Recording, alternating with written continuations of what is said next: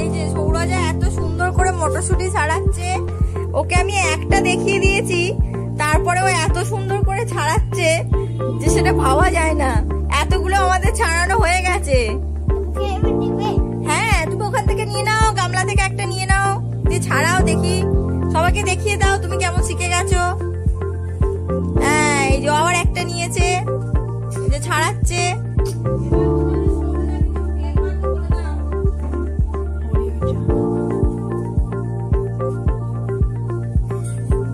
দাও আমি একটু হেল্প করে দিই।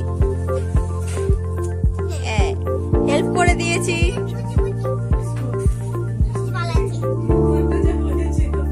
না সত্যি ও খুব সুন্দর ছাড়াচ্ছে।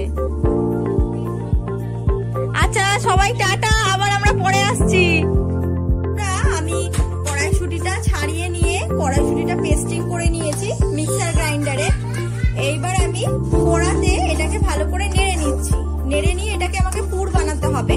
তো এর মধ্যে আমি অল্প নুন দিয়েছি, অল্প জিরে গুঁড়ো দিয়েছি, অল্প গোলমরিচ দিচ্ছি, এই যে 1 চামচ মতো।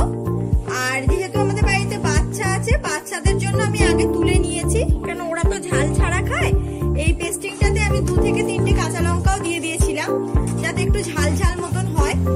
তো এইভাবে আমি পেস্টিংটা এখন তৈরি করে রেখে দেবো।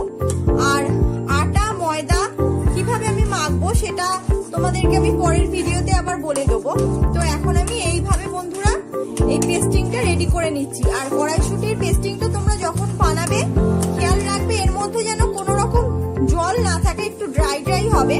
আর আমি সেই জন্য এই ড্রাইনেসটা কাটানোর জন্য এই যে এখানে একটু ছাতু ইউজ করেছি। ছাতু আমি 2 থেকে 3 চামচ মতো ইউজ করেছি, কেন খুব বেশি ছাতু দিলে কড়াইশুঁটির নিজস্ব যে একটা টেস্ট থাকে বা গন্ধ থাকে সেটা নষ্ট হয়ে যাবে, সেই কারণের জন্য। ওকে বন্ধুরা, টাটা। হ্যালো বন্ধুরা, আমি তো সকালবেলা তোমাদেরকে দেখেছিলাম যে মটরশুঁটির পুরটা আমি কিভাবে রেডি করছি। এই যে আমার পুরটা এখন পুরো বসে গেছে, ড্রাই হয়ে গেছে।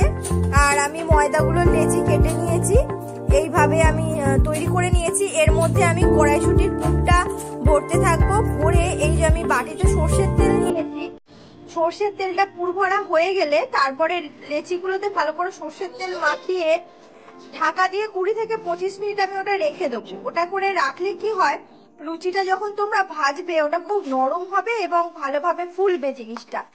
তো পরেরটা আমি পরের ভিডিওতে দেখাচ্ছি।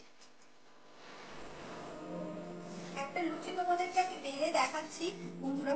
দেওয়ার পরে সর্ষের তেল দিয়ে এতক্ষণ ভেজানো ছিল, প্যাটিনেট করা ছিল আর কি। এইবার এই যে বেলা হচ্ছে,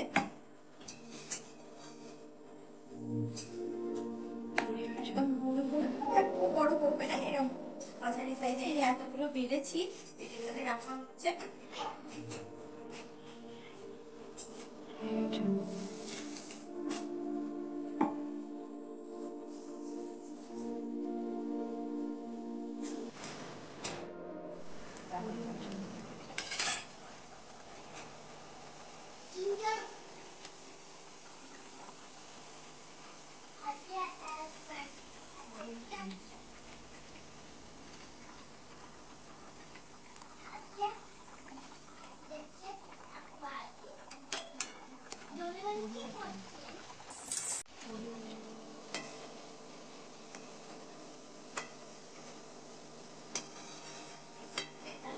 একদিকে আমাদের লুচি হচ্ছে আর একদিকে আমাদের আলুর দম হচ্ছে। আলুর দম হচ্ছে জয়ন্তী দি, দারুণ কালার এসেছে আলুর দমে।